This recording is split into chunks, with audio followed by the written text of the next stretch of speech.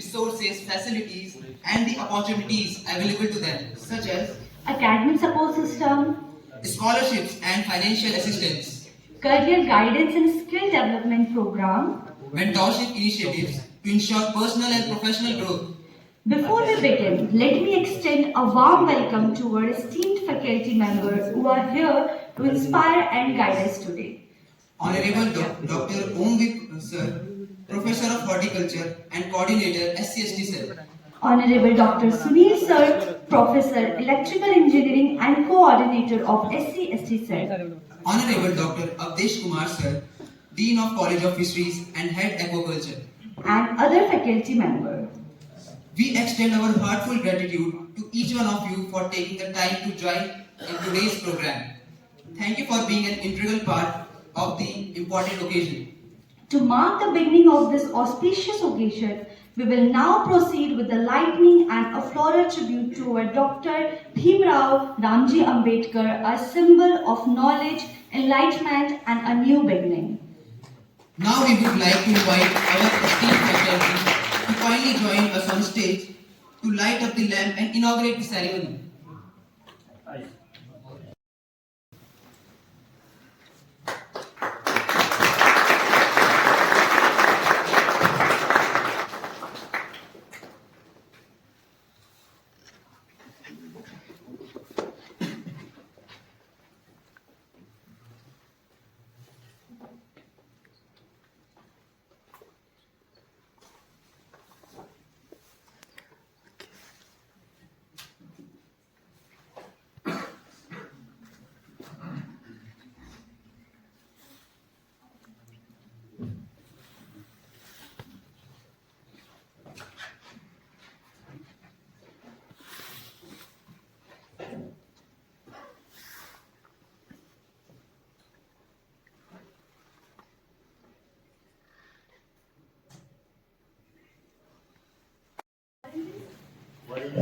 Volunteer students can come here and just take the prayer and decision.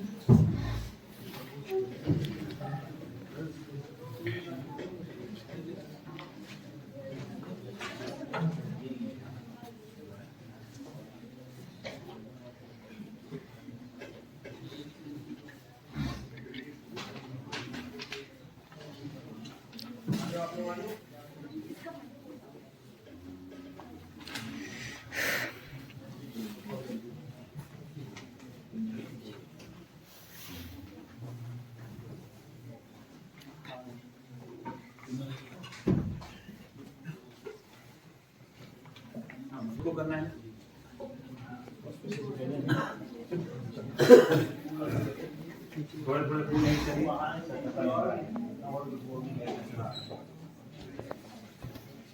कि तुम्हें प्रणाम करती हूँ मैं बाबा साहब की बेटी तुम्हें प्रणाम करती हूँ। सरलता सज्जनता और विद्वता की मूर्त यहाँ उपस्थित सभी सम्मानित अतिथिगण और मेरे साथियों, मेरे प्यारे जूनियर्स, यूँ तो बाबा साहेब की जीवनी को शब्दों में बयां कर पाना मुमकिन नहीं, परंतु आज बाबा साहेब के इस पुण्य तिथि पर मैं बाबा साहेब का जो जीवन इतना संघर्षपूर्ण रहा और साथ ही साथ उनका जीवन न केवल संघर्षपूर्ण अपितु एक भूतपूर्व विजय की गाथा है, जिसके बाबा साहेब की जीवनी को और उनके किए गए कार्यों को आपके समक्ष लेकर प्रस्तुत हुई हूँ। और ये बात है 14 अप्रैल 1891 की। जरा सोचिए, उस दिन भी सुबह सूरज ऐसा ही निकला होगा जैसा आज निकलता है, उस दिन भी हवाओं में ऐसी ही नमी होगी जैसे आज निकलती है होगी, परंतु ये किसने सोचा था कि वह दिन बाबा साहेब के जन्म के साथ ही मानव समाज का सबसे सुंदर स्मृति के रूप में दर्ज हो जाएगा। बाबा साहब का ऐसा एक व्यक्तित्व जिन्हें 9 भाषाओं में ज्ञान पूरी तरीके से प्राप्त था, जिन्होंने भारत का संविधान लिखा और जिन्होंने 32 प्रकार की डिग्रियां हासिल की थी, इतना कुछ होने के बावजूद भी उन्हें बहुत सारी भेदभावनाओं का सामना करना पड़ता था। उनका जीवन पूर्णतः कष्टमय बना दिया गया था, लेकिन फिर भी इतना कष्टमय होने के बावजूद भी हमारे बाबा साहेब कभी भी इन परेशानियों से घबराए नहीं, कभी डरे नहीं, वो कभी रुके नहीं, कभी झुके नहीं और निरंतर प्रयास करते थे।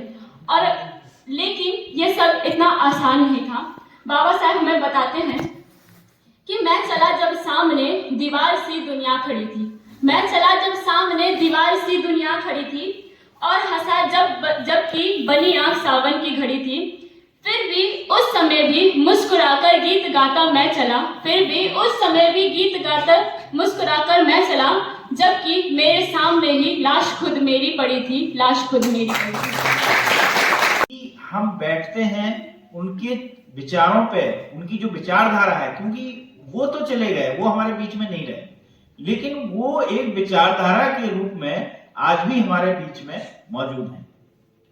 और उनकी इस विचारधारा का अगर हम एहसास करते हैं और अगर हम अपने हृदय में उसको बहने देते हैं, तो हमें एहसास होता है कि वो हमारे आसपास ही है। नमो बुद्धाय। यहाँ पर उपस्थित आदरणीय प्राध्यापक, स्टाफ मेंबर, फैकल्टी मेंबर और छात्र छात्राएं, आपका मैं हार्दिक स्वागत एवं अभिनंदन करता हूँ। आज का दिन महज एक ऐसा आसान दिन नहीं है। आज ही के दिन 6 दिसंबर बाबा साहेब का महापरिनिर्वाण दिवस मनाया जाता है। तो आज मैं संविधान के कुछ अनुच्छेद के बारे में बताना चाहूँगा जो शिक्षा से संबंधित है। अनुच्छेद 21A भारत के हर नागरिकों के लिए एक अधिकार और उम्मीद की किरण है। यह अनुच्छेद वर्ष 2002 से 86वें संविधान संशोधन के माध्यम से जोड़ा गया है। इसके तहत 6 से 14 वर्ष के बच्चों के लिए निःशुल्क शिक्षा और अनिवार्य शिक्षा का प्रावधान किया गया है। तो चलिए हम जानते हैं कि अनुच्छेद 21A का महत्व। शिक्षा का अधिकार। शिक्षा केवल पर एक अधिकार नहीं बल्कि एक ऐसा साधन है जो किसी भी व्यक्ति को अपने जीवन को बेहतर बनाने और समाज में सम्मानपूर्वक स्थान प्राप्त करने का अवसर प्रदान करता है। समानता।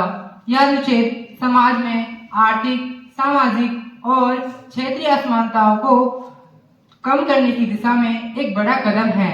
इससे गरीब और अमीर के बीच की दूरियां कम होती हैं। राष्ट्र निर्माण। जब हर बच्चा शिक्षित होगा तब हमारा देश और प्रगतिशील बनेगा। यह अनुच्छेद केवल बच्चों के भविष्य को नहीं बल्कि पूरे राष्ट्र के भविष्य को उज्जवल बनाने का प्रयास है। चुनौतियां और समाधान। हालांकि अनुच्छेद 21A को लागू करना एक बड़ी उपलब्धि है, लेकिन इसके सामने कई चुनौतियां भी हैं, जैसे ग्रामीण क्षेत्रों में विद्यालयों की कमी, शिक्षा की गुणवत्ता में सुधार की आवश्यकता, बाल श्रम और गरीबी के कारण बच्चों को शिक्षा से वंचित हो जाना। इन चुनौतियों से निपटने के लिए हमें सरकार के साथ प्रयास करना होगा कि हमें बच्चों और उनके माता पिता को जागरूक करना होगा कि शिक्षा ही एक मात्र ऐसा रास्ता है जो उनके जीवन को बेहतर बना सकता है। अनुच्छेद 21A न केवल बच्चों का अधिकार है बल्कि हमारी जिम्मेदारी भी है कि हम इसे सही तरीके से लागू करें। शिक्षित भारत ही सशक्त भारत का आधार है। इसलिए आइए हम सब मिलकर यह संकल्प लें कि शिक्षा के इस अधिकार को हर बच्चे तक पहुंचाएं। और बाबा साहब ने सिर्फ दलित वर्ग के लिए ही नहीं बल्कि सभी वर्ग के लिए काम किया है, क्योंकि ये बाबा साहब की कोई भी प्रोग्राम ऑर्गेनाइज जब कराते हैं तो केवल SC ST ही क्यों मनाता है, और सभी भी तो मना सकते हैं, क्योंकि उन्होंने सभी वर्ग के लिए काम किया है। और जब भारत का संविधान उन्होंने लिखा है तो सभी को ये हक होना चाहिए कि बाबा साहब के महापरिनिर्वाण दिवस पे अधिक से अधिक जनसंख्या यहाँ पे इकट्ठा होनी चाहिए थी, बट यहाँ पे बहुत ही कम लोग आए हुए हैं। और तो चलिए हम समाधान नागरिक संहिता की बात करते हैं। UCC हमारे संविधान के अनुच्छेद 44 में दर्ज है और 70 सालों के बाद हिंदू कोड बिल को सुप्रीम कोर्ट से अनुमति मिल गई और उत्तराखंड पहला एक ऐसा राज्य बना जहां पर 7 फरवरी 2024 को हिंदू कोड बिल पारित किया गया। सेकेंड राज्य गोवा है जहां पर हिंदू कोड बिल पारित किया जा चुका है। और इसी को लेकर के UCC को लेकर के बाबा साहेब डॉक्टर भीमराव अम्बेडकर और जवाहरलाल नेहरू के बीच संविधान सभा में बहस छिड़ी थी। बाबा साहेब जो कि इसके पक्ष में थे और जवाहरलाल नेहरू जो कि इसके विपक्ष में थे, वो नहीं चाहते थे कि हिंदू कोड बिल पारित हो। हिंदू कोड बिल का मतलब कि महिलाओं को समानता का अधिकार प्राप्त होना चाहिए, वो सभी वर्ग की महिलाओं के लिए था और उत्तराखंड में लागू हो चुका है। और समान नागरिक संहिता का विवाह, तलाक, दत्तक, विरासत और उत्तराधिकार जैसे व्यक्तिगत मामलों को नियंत्रित करने वाली विधियों का समूह है। धन्यवाद। आप सभी का जय हिंद, जय भारत, जय संविधान। एक बड़े वर्ग के अधिकारों और न्याय को सुनिश्चित करने के लिए लागू किया गया। 1989 अधिनियम का पूरा नाम अनुसूचित जाति और अनुसूचित जनजाति अधिनियम है। यह अधिनियम 11 सितंबर 1989 को पारित किया गया और 30 जनवरी 1990 में लागू हुआ। डॉक्टर अंबेडकर जी ने अपने जीवन भर सामाजिक न्याय और जातिगत भेदभाव के खिलाफ संघर्ष किया।